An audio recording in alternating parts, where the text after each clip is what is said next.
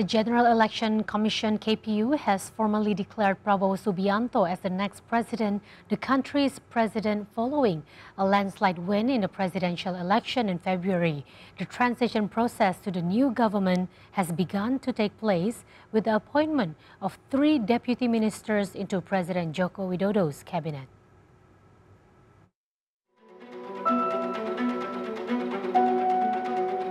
Defense Minister Prabowo is due to take the reins in October from outgoing leader Joko Widodo after a transition period following his third attempt at the top office. It comes after his election rivals Anies Baswedan and Ganjar Pranowo called for a rerun of the February 14 votes in which Prabowo won nearly 60% of ballots, alleging state interference and rule changes that supported his ticket. Prabowo will inherit a strong economy with robust and stable growth of 5.1% on average over the last 10 years. However, there are major challenges ahead for the new president. In the next decade, the country's demographic dividend will begin to fade. He will need to adopt reforms more quickly in order to get more young people and women into employment and attract more foreign direct investment. Without this, Indonesia will be difficult to avoid a middle-income trap. The transition process from Jokowi's government to Prabowo's has begun with the appointment of people close to Prabowo as deputy minister at the end of Jokowi's government period. For example, Thomas Juwandono was named as new deputy finance minister in his cabinet to ensure policy continuity ahead of the handover of the government to Prabowo. Thomas Juwandono is Prabowo's nephew and the former of Bank Indonesia, Governor J. Sudrajat Juwandono. Tommy has been the treasurer of the Gerindra party since 2014 and member of the Prabowo Subianto and Gibran Rakabuming Raka's synchronization task force team.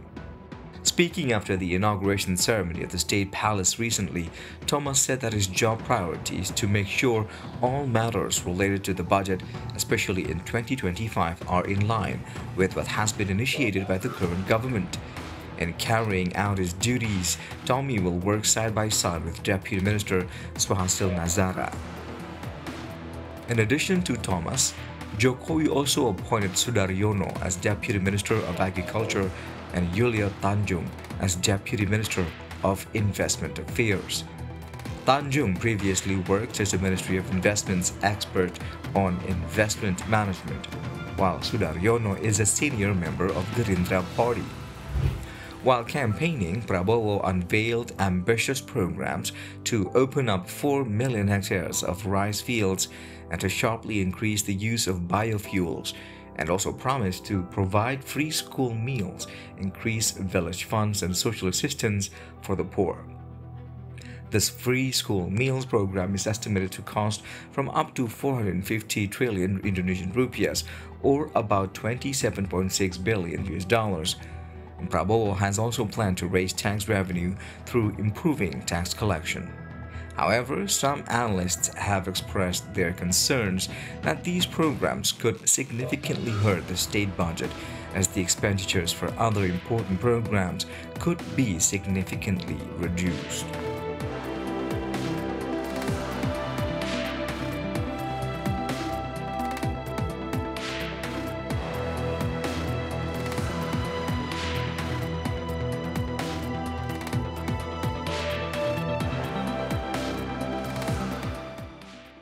We'll go to our discussion of the week. President-elect Prabowo Subianto will inherit a strong economy with robust and stable growth of 5% when he takes over the government soon. Now we have joining us today Bapak Mohammad Faisal, Executive Director at Center of Reform Economics, or in short CORE, where Pak Faisal will discuss the opportunities and challenges of the new president. Welcome, Pak Faisal. Thank you for having me. Second time on Economic Outlook? That's right. Thank you so much for being here with us. You're Pak welcome. Faisal, now we are talking about our President-elect Prabowo Subianto, who has not yet taken place as That's president true. yet there are already 3 deputy ministers into President Jokowi's cabinet. Yes. And this is a somewhat new phenomenon. That's What do you true. make of this? Politically speaking, I think this is a compromise between the current government and the new upcoming government to accommodate each other's interest in the next period.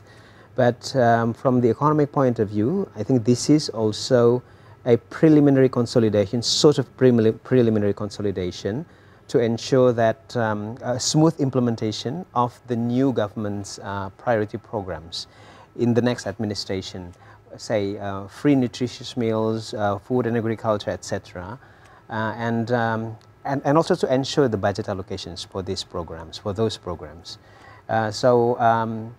It can be good, it may be good for fiscal and also technical consolidations, but it is still too hazy, if you talk about the politics and also the procedures and all that. So are you saying that these actions are actually pretty accommodating to Prabowo, and it's like it's a safe steps, or would you say this is actually pretty unsafe?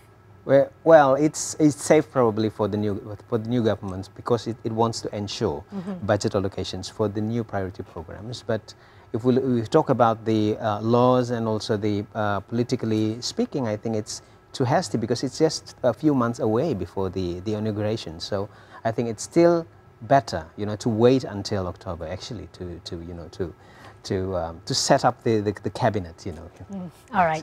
Okay, well, one of Prabowo's program that is very popular, as you have mentioned just now, is actually the free meals program. Yep. The free school meals program, which is estimated to cost up to 450 trillion rupiah, and this is a really huge number. Do you think that with this program, it will cause a reduction in, say, other priority programs such as education or even infrastructure? Yeah. Actually, recently it has been reduced from 450 trillion to 71 trillion rupiah, but still it's a huge number. Big number, yeah. Big number. And if we talk about financing a program, there are actually, with this limited, resources, actually there are three ways, which is first to increase revenue, or to enlarge the deficit, which means to increase the public debt, and budgetary allocations.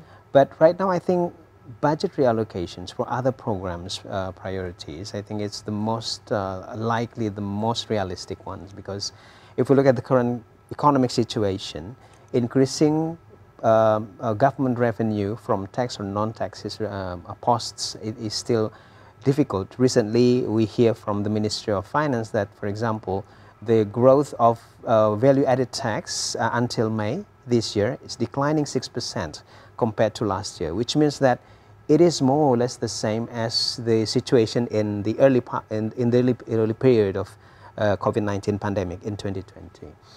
And if we talk about the other option, like increasing the public debt, it's also, we already have a big burden, a public debt burdens, especially after the COVID-19 pandemic.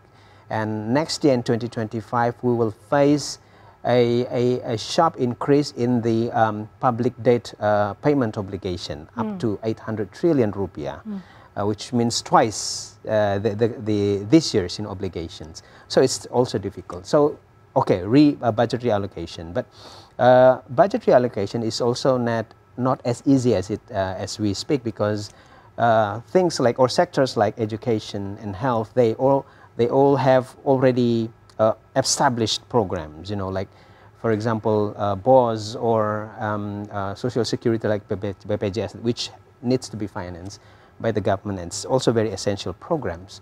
So we need to be very careful if we want to make sure that these new priority programs need to be financed.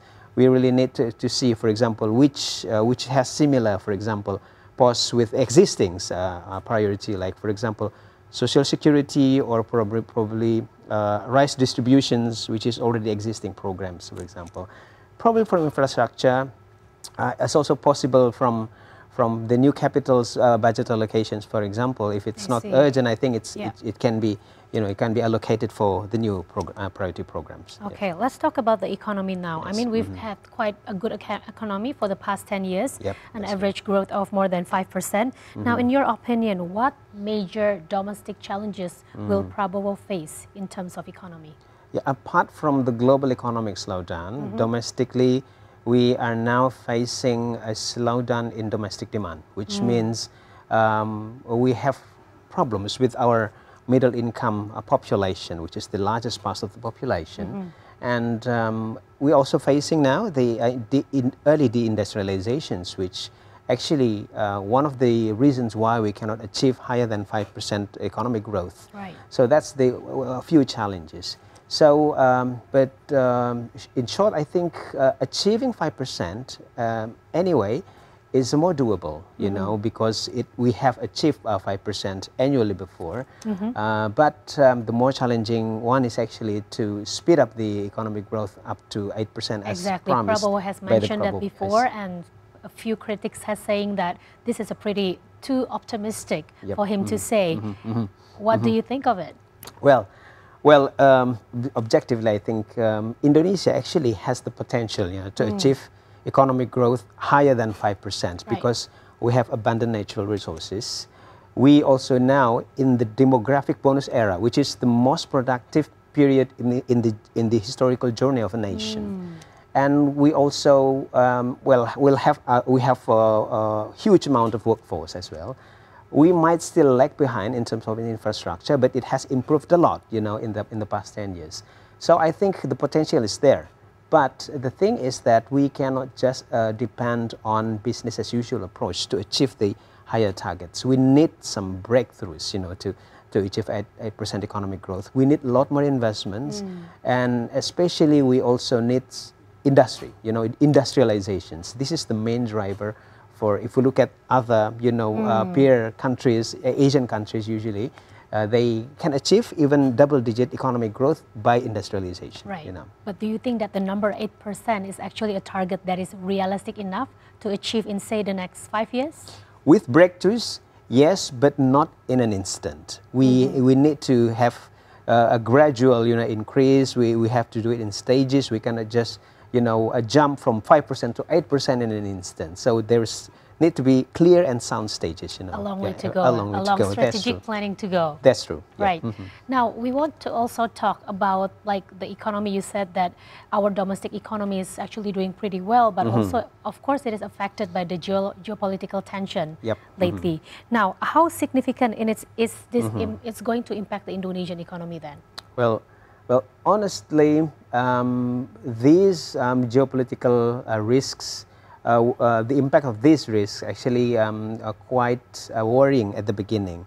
But I have seen that it has been declining, you know, recently. I mean that, for example, Ukraine and Russia and also the Middle East, it is now, you know, have an impact on a global economic slowdown, but not very significant domestically.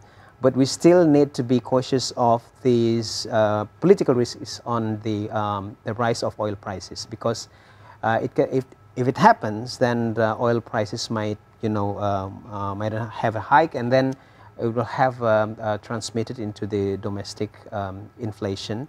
And in this current, you know, demand slowdown in domestically, I think an increase in inflation is actually quite dangerous for our economy.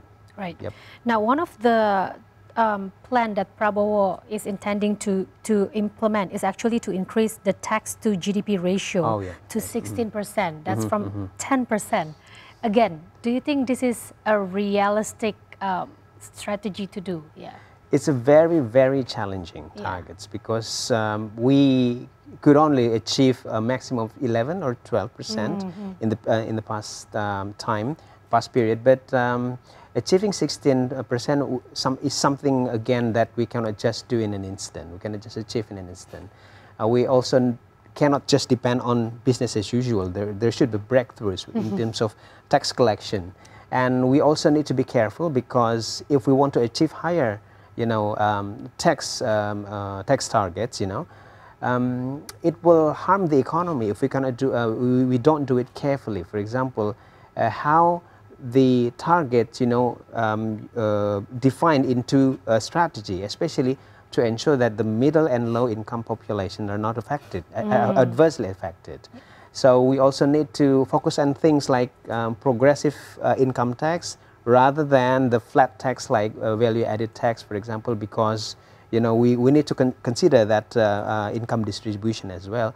And we also need to make sure that SMEs, small and medium enterprises, is exempted from the tax obligation, at least at this current situation where we are facing now the domestic growth slowdown. Well, Prabowo's team Yes. is definitely Yes. having a lot of thinking to do, a lot Yep, of planning that's to make this breakthrough happen. Yes. All right, Bapak Mohammad Faisal, Director at Center of Reform Economics, thank you so much for being here You're very at welcome. Economic Outlook.